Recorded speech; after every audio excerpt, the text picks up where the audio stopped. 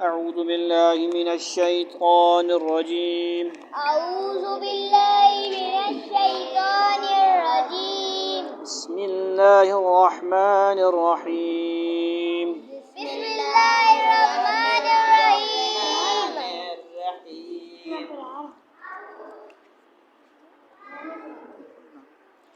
وإذ قلنا للملائكة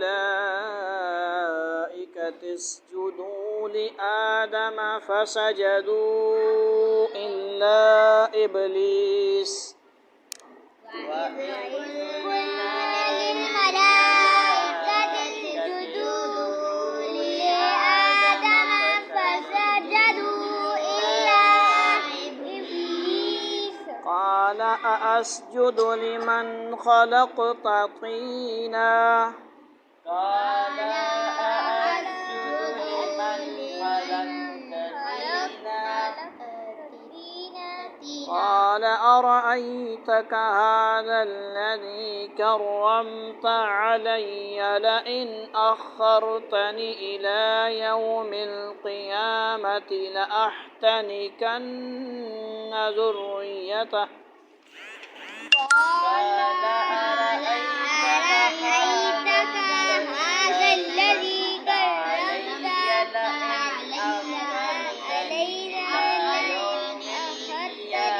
إلى يوم القيامة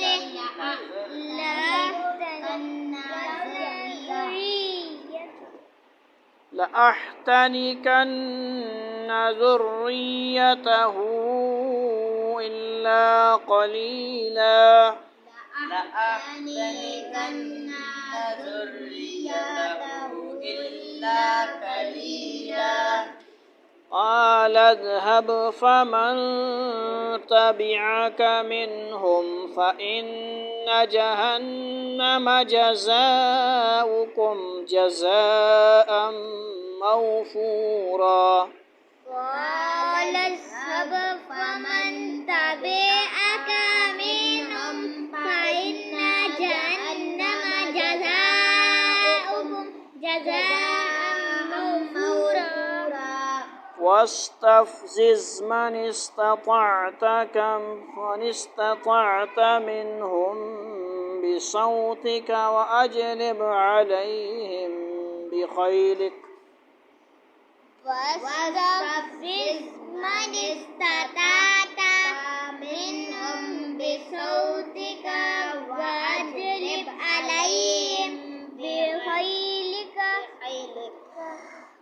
وأجلب عليهم بخيلك ورجلك وشاركهم في الأموال والأولاد وعدهم وأجلب عليهم بخيلك ورجلك وشاركهم في الأموال والأولاد وعدهم وما يعدهم الشيطان إلا غرورا وما يعدهم الشيطان إلا غرورا إن عبادي ليس لك عليهم سلطان وكفى بربك وكيلا إن عبادي ليس لك عليهم سلطان وكيف بربك وكيلا ربكم الذي يزجي لكم الفلك به في البحر لتبتغوا من فضله ربكم الذي يزجي لكم الفلك في البحر لتبتغوا من فضله إنه كان بكم رحيما وإذا مسكم الضر في البحر ضل من تدعون إلا إياه وإذا مسكم الضر في البحر ضل من تدعون إلا إياه فلما نجاكم إلى البر أعرضتم وكان الإنسان كفورا فلما نجاكم إلى البر أعرضتم وكان الإنسان كفورا أفأمنتم أن يخسف بكم جانب البر أو يرسل عليكم حاصبا ثم لا تجدوا لكم وكيلا أفأمنتم أن يخسف بكم جانب البر أو يرسل عليكم حاصبا ورام भी मरने होते حاصبا ثم لا تجدوا لكم وكيلا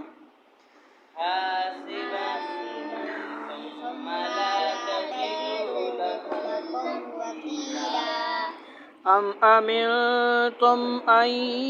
يعيدكم فيه تارة أخرى فيرسل عليكم قاصفا من الريح أم أمنتم أن يعيدكم فيه تارة أخرى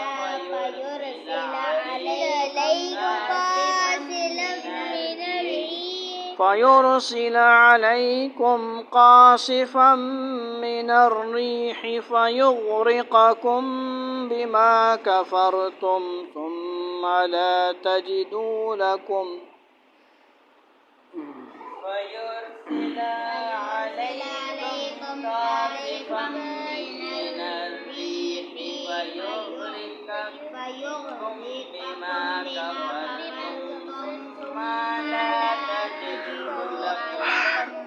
ثم لا تجدوا لكم علينا به تبيعا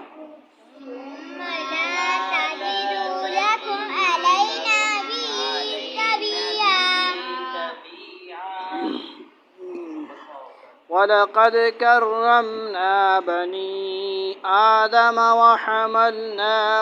في البر والبحر ورزقناهم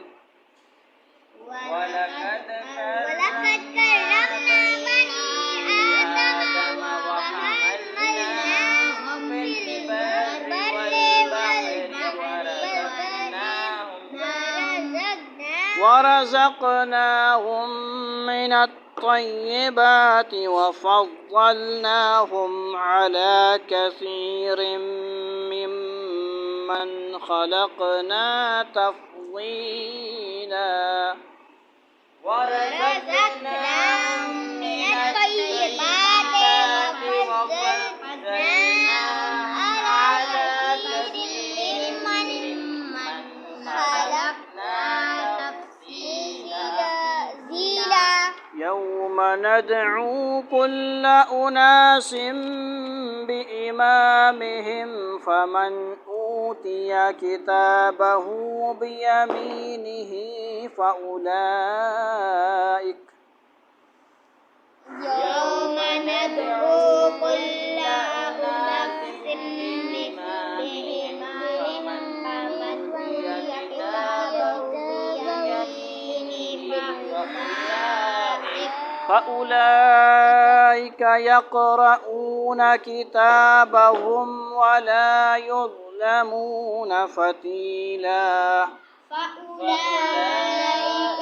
يقرؤون كتابهم ولا يظلمون فتيلا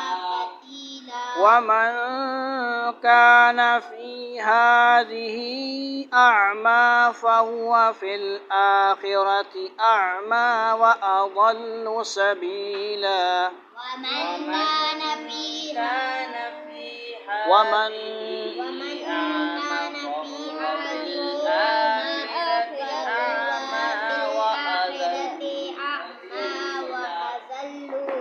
وإن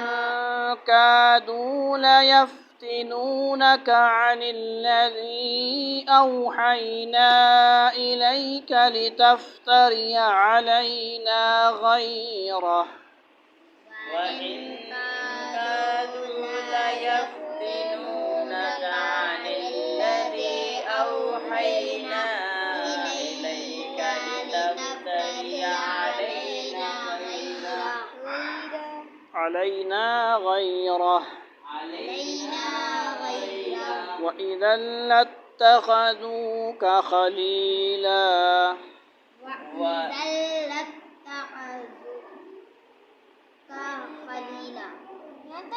ولولا أن ثبتناك لقد كدت تركن إليهم شيئا قليلا ولولا أن ثبتناك لقد تركن إليهم شيئا قليلا إذا لأذقناك ضعف الممات إذا لأذقناك ضعف الحياة وضعف الممات ثم لا تجد لك علينا نصيرا إذا لأذقناك ضعف الحياة وضعف الممات ثم لا تجد لك علينا نصيرا وإن كادوا ليستفزونك من الأرض ليخرجوك منها وإذا لا يلبثون خلافك إلا قليلا وإن كادوا ليستفزونك من الأرض ليخرجوك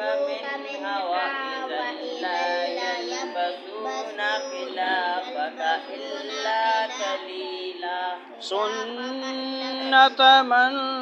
قد أرسلنا قبلك من رسلنا ولا تجد لسنتنا تحويلا سنة من قد أرسلنا قبلك من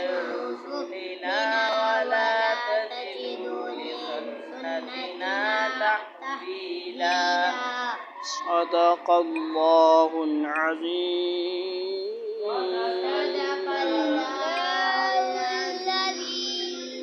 وإذ قلنا للملائكة اسجدوا لآدم فسجدوا إلا إبليس قال أسجد لمن خلقت طीना। और वो वक़्त याद करो जब हमने फरिश्तों से कहा था कि आदम को सजदा करो, चुनांचे उन्होंने सजदा किया लेकिन इब्लीस ने नहीं किया। इसने कहा कि क्या मैं इसको सजदा करूँ जिसे तूने किससे पैदा किया, मिट्टी से पैदा किया है। क़ाल अरअयतक हाज़ा अल्लज़ी कररमत अलय्य लइन अख़रतनी इला यौमिल क़ियामति लअहतनिकन्न ज़ुर्रियतहु इल्ला क़लीला। कहने लगा भला बतलाओ ये है वो मखलूक जिसे तूने मेरे मुकाबले में इज़्ज़त बख्शी है। अगर तूने मुझे क़यामत के दिन तक मोहलत दी तो मैं इसकी औलाद में से थोड़े से लोगों को छोड़कर बाकी सबको जबड़ों में लगा डालूँगा। जबड़ों में यानी उन्हें इस तरह अपने काबू में कर लूँगा जैसे घोड़े वग़ैरह को जबड़ों में लगाम देकर काबू में किया जाता है। समझ आई ना। क़ाल इज़हब फ़मन तबिअक मिनहुम फ़इन्न जहन्नम जज़ाउकुम जज़ाअन मग़फ़ूरा। अल्लाह ने कहा जा फिर उनमें से जा जो तेरे पीछे चलेगा तो जहन्नम ही तुम सब की सज़ा होगी, मुकम्मल और भरपूर सज़ा। वस्तफ़्ज़िज़ मन इस्तताअत मिनहुम बिसौतिक वअजलिब अलैहिम बिख़ैलिक वरजलिक वशारिकहुम फ़िल अम्वालि वल औलादि वअइदहुम यअइदहुमुश्शैतानु इल्ला गुरूरा। और उनमें से जिस पर तेरा बस चले उन्हें अपनी आवाज़ से बहका ले اور ان پر اپنے سواروں اور پیادوں کی فوج چڑھا لا، اور ان کے مال اور اولاد میں اپنا حصہ لگا لے، اور ان سے خوب وعدے کر لے، اور حقیقت یہ ہے کہ شیطان ان سے جو وعدہ بھی کرتا ہے وہ دھوکے کے سوا کچھ نہیں ہوتا۔ آواز سے بہکانے کا مطلب یہ بھی ہو سکتا ہے کہ ان کے دلوں میں گناہ کے وسوسے پیدا کرے، اور بعض مفسرین نے کہا ہے کہ اس سے مراد گانے بجانے کی آواز ہے جو انسان کو گناہ میں مبتلا کرتی ہے۔ گانے میں جھوم جاتا ہے، ڈانس کرتا ہے نا، یہ شیطانی کام ہے۔ شیطان کو دشمن کی فوج سے تشبیہ دی گئی ہے کہ جس طرح ایک فوج میں سواروں کے بھی دستے ہوتے ہیں اور پیدل چلنے والے دستے بھی، اسی طرح شیطان اپنی ایک فوج رکھتا ہے جس میں شریر، جنات اور انسان شامل ہیں۔ یہ سب مل کر انسانوں کو بہکانے میں شیطان کی کیا کرتے ہیں؟ مدد کرتے ہیں، ہیلپ کرتے ہیں۔ اس میں اشارہ ہے کہ جب کوئی شخص اپنے مال اور اولاد کو اللہ تعالیٰ کے احکام کے خلاف حاصل کرتا یا انہیں ناجائز کاموں استعمال کرتا ہے تو اس کا مطلب یہ ہے کہ اس نے اپنے مال اور اولاد میں شیطان کا حصہ لگا لیا ہے۔ ان عبادی لیس لک علیہم سلطان وکفی بربک وکیلا، یقین رکھ جو میرے بندے ہیں ان پر تیرا کوئی بس نہیں چلے گا، اور تیرا پروردگار ان کی رکھوالی کے لیے کافی ہے۔ میرے بندوں سے مراد مخلص بندے ہیں جو اللہ تعالیٰ کی فرمانبرداری کی فکر رکھتے ہیں۔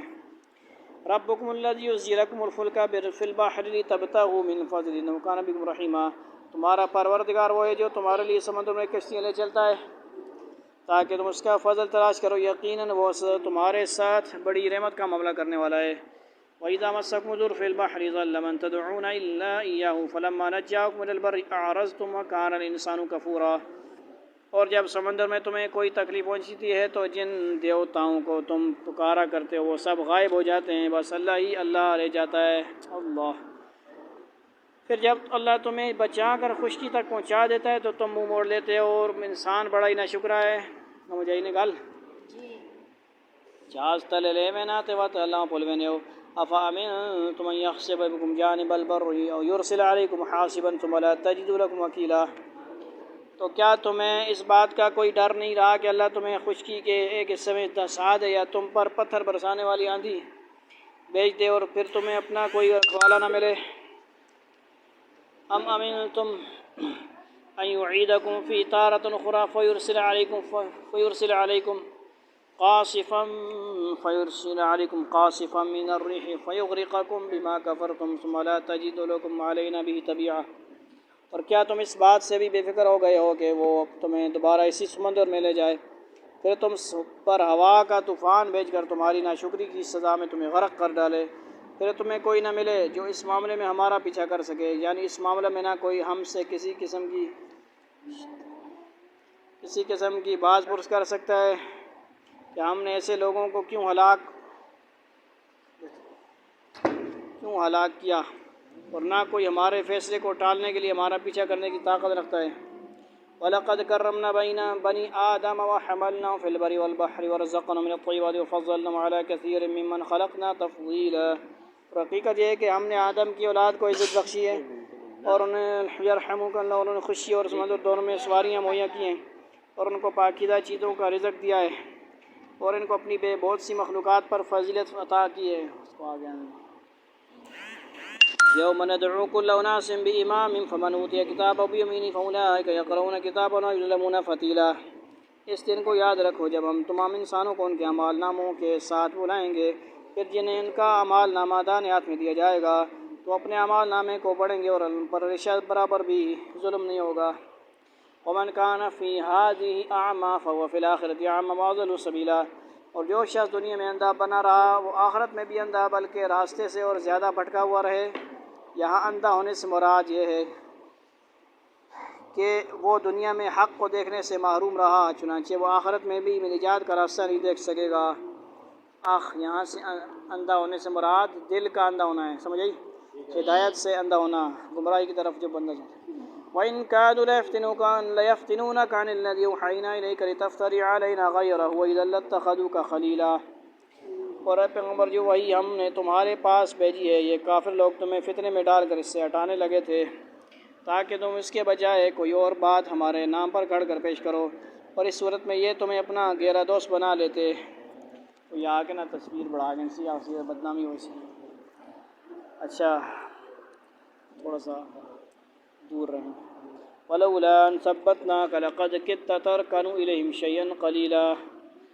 اور اگر ہم نے تمہیں ثابت قدم نہ بنایا تو ہوتا تو تم بھی ان کی طرف کچھ جھکنے کے قریب یہاں پہنچتے۔ اذا لأذقناك ضعف الحیات وضعف الممات ثم لا تجد لك علينا نصيرا، اور اگر ایسا ہو جاتا تو ہم تمہیں دنیا میں بھی دگنی سزا دیتے اور مرنے کے بعد بھی دگنی، پھر تمہیں ہمارے مقابلے میں کوئی مددگار نہ ملتا۔ حضرت صلی اللہ علیہ وسلم کو اللہ تعالیٰ نے ہر قسم کے گناہوں سے معصوم بنایا تھا۔ سب انبیاء معصوم ہوتے ہیں، سمجھ آئی نہیں گئی؟ اونلی انبیاء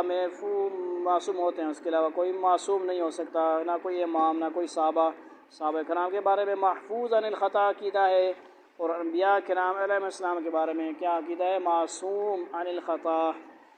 گناہ ہوتا ہی نہیں ہے انبیاء سے۔ صحابہ سے گناہ ہوتا ہے، اللہ تعالیٰ رہنے نہیں دیتا، گناہ معاف فرما دیتا ہے۔ رضی اللہ عنہ ورضوان کلا وعد اللہ الحسنہ۔ دلائل سمجھ آ رہی ہے بات؟ انبیاء اور صحابہ کرام کے بارے میں عقیدہ سمجھ آ رہی ہے نا؟ اسی طرح تمام انبیاء علیہ السلام معصوم ہیں، اس کی بنا پر آپ ہر موقع پر ثابت قدم رہے، اگرچہ آپ سے کافروں کی بات ماننے کا دور احتمال نہیں تھا، لیکن آپ صلی اللہ علیہ وسلم کے لیے بھی فرضی نافرمانی کی صورت میں سزا کا تذکرہ کر کے اللہ تعالیٰ نے یہ بات واضح فرما دی کہ کسی بھی شخص کے لیے اللہ تعالیٰ کی بارگاہ میں مقرب ہونے کا اصل مدار اس کے اعمال پر ہے، ایمان ہے، اور کوئی شخص کتنا ہی مقرب ہو اگر گناہ کا ارتکاب کرے گا تو سزا کا مستحق ہوگا، بلکہ مقرب ہونے کی وجہ سے اسے دگنی سزا دی جائے گی۔ سمجھ آئیے، جو حافظ عالم کوئی گناہ کرتا ہے تو پھر دنیا میں بھی ڈبل زیادہ بدنامی سزا ہوتی ہے اور آخرت میں بھی۔ وَإِن كَادُوا لَيَسْتَفِزُّونَكَ مِنَ الْأَرْضِ لِيُخْرِجُوكَ مِنْهَا وَإِذًا لَّا يَلْبَسُونَ خِلَافَكَ إِلَّا قَلِيلًا۔ اس کا مطلب یہ نہیں ہے کہ عورما کھلی آزادی جو مرضی کرو سب کو سزا ملے گی، سمجھ آئیے؟ مولوی کو سے غلطی نہ بھی ہوئے اس کو چھال دو میڈیا میں، اور جو دیڑھی بغیر والے وہ جو مرضی کرتے رہیں، کالجوں میں جو مرضی کچھ ہوتا رہے اور مدرسوں میں کچھ ہو نہ ہو ایسی بدنامی کر دو، یہ بھی غلط بات ہے، ایسا نہیں کرنا چاہیے، سمجھ آئیے؟ اس کا مطلب ہرگز یہ نہیں۔ وَإِن كَادُوا لَيَسْتَفِزُّونَكَ مِنَ الْأَرْضِ لِيُخْرِجُوكَ مِنْهَا وَإِذًا لَّا يَلْبَسُونَ خِلَافَكَ إِلَّا قَلِيلًا۔ اس کے علاوہ یہ لوگ اس فکر میں بھی ہیں کہ اس سرزمین یعنی مکہ سے تمہارے قدم اکھاڑ دیں تاکہ تمہیں یہاں سے باہر نکال کر باہر کریں، اور اگر ایسا ہوا تو یہ بھی تمہارے بعد زیادہ دیر یہاں نہیں ٹھہر سکیں گے۔